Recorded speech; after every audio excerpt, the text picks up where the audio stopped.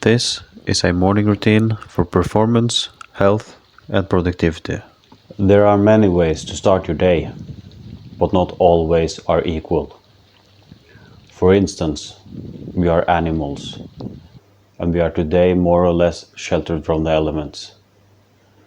In some ways, that's a good thing, but in others, they are not.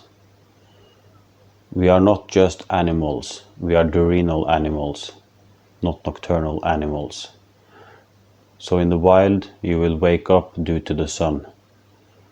Most people live in houses, and we are thereby sheltered from it. If you are not getting morning sun, you'll leave a whole lot of benefits on the table. In this video, I will show you some tricks to optimize your health, longevity, performance, and all that good stuff.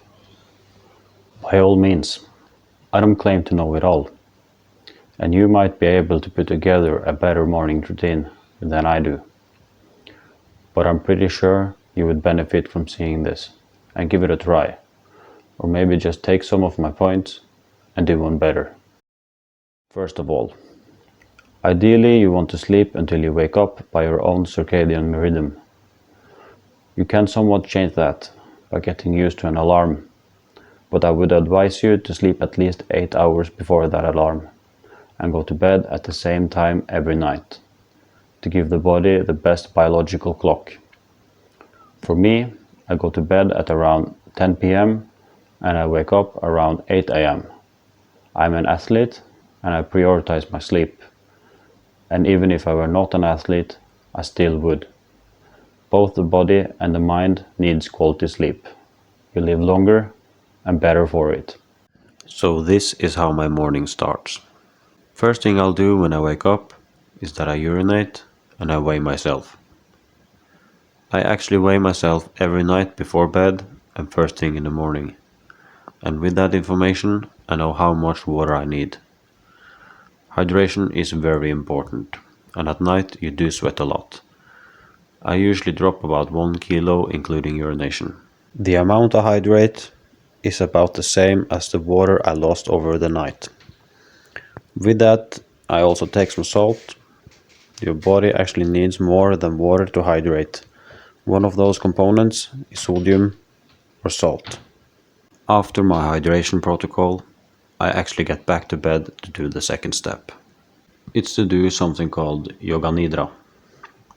That's a guided meditation. If I had a rough night, I might do a 30-minute session, but usually a 10-minute one is good enough. On my way to my bed, I strap on a pulse monitor strap, so it's ready for step 3. Measuring my HRV. I use Elite HRV. It's free and the measurement takes about 2.5 minutes. And with that I get a score and some information that kind of tells me if it's going to be a hard training day or a mild training day. Step 4. Protein. I have experimented much with fasting the last couple of years and it has amazing benefits. But data shows that most of the benefits of fasting is that you don't have food in your stomach when you sleep. And at the moment I'm trying to get leaner, so all I have in the morning is a protein shake, some creatine, and maybe a banana to fuel my workout. Step 5. Morning sun and activity. By all means, just getting out in the sun is highly beneficial, but combined with activity, you get a much greater impact. We are not just diurnal animals, we are also predators. Perhaps the most successful predator this world has ever seen.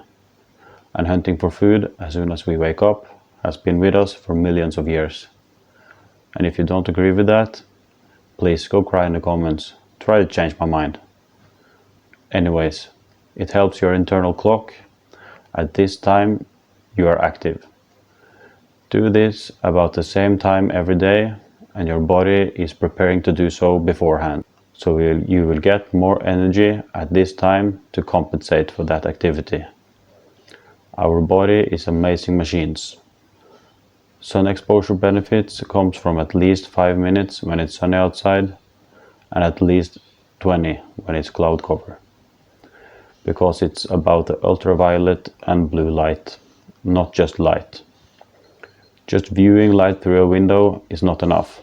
So for me, my activity is usually some kind of training, strength or cardio, but if my HRV or my readiness score says so, I will only do a walk for about 30 minutes.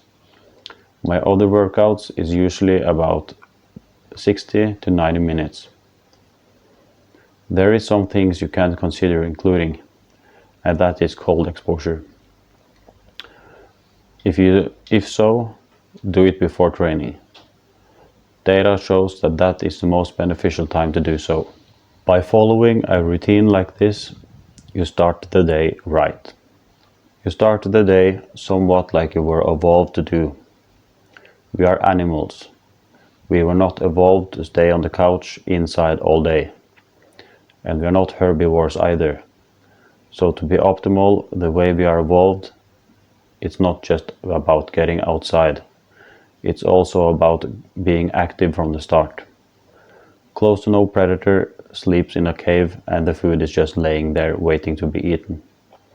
Most of them wake up and hunt their food straight away.